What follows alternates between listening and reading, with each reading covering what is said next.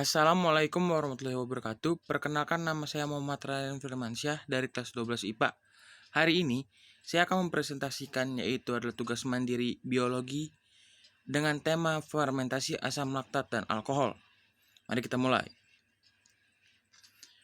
Fermentasi yaitu proses produksi energi dalam sel dalam kondisi anaerobik tanpa oksigen. Secara umum fermentasi yaitu keliru satu wujud reparasi anaerobik hendak, tetapi terdapat ruang lingkup yang semakin jelas yang memberikan ruang lingkup fermentasi sebagai respirasi dalam sekeliling yang terkait anaerobik dengan tanpa akseptor elektron eksternal.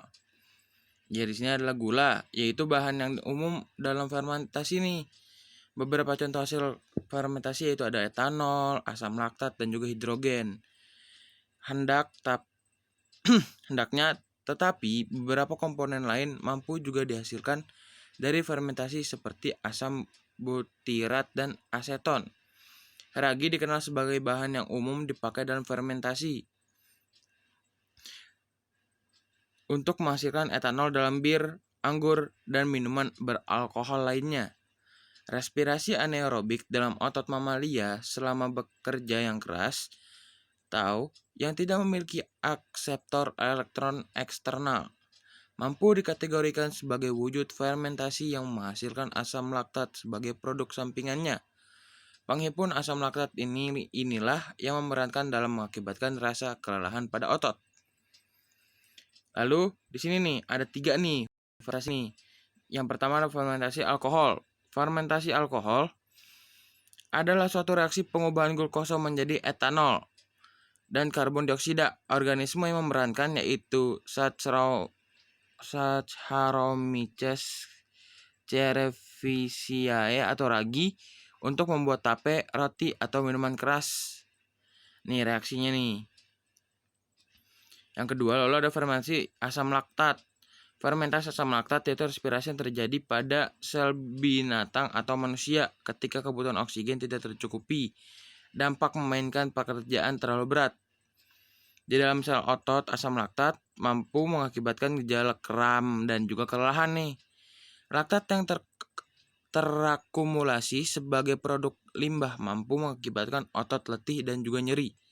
Namun, secara perlahan diangkut oleh darah ke hati untuk diubah kembali menjadi pirufat. Lalu yang ketiga ada fermentasi asam cuka. Adalah salah satu contoh fermentasi yang berlanjut dalam kondisi aerob. Fermentasi ini dilaksanakan oleh bakteri asam cuka atau nama ininya nih agak ribet ya, maaf ya. Dengan substrat etanol. Energi yang dihasilkan 5 kali semakin agung dari energi yang dihasilkan fermentasi alkohol secara anaerob. Lalu ada yang terakhir adalah ada reaksinya. Reaksi dalam fermentasi berbeda-beda tergantung pada jenis gula yang dipakai dan produk yang dihasilkan. Secara singkat, glukosa adalah gula yang paling sederhana, mampu memfermentasi hendak menghasilkan etanol. Reaksi fermentasi ini dilaksanakan oleh ragi dan dipakai pada produksi makanan. Bersama reaksi kimia. Nih, dijabarkan sebagai gula, glukosa, fruktosa, atau sukrosa. Lalu menjadi alkohol atau etanol, ditambah karbon dioksida, ditambah energi atau ATP. Jalur bionya yang terjadi sebenarnya itu bervariasi tergantung jenis gula yang terlibat, tapi umumnya melibatkan jalur glukosis yang adalah proses dari tahap awal respirasi aerobik pada sebagian agung organisme.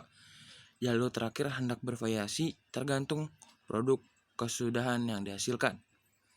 Oke, sekian dari saya. Wassalamualaikum warahmatullahi wabarakatuh.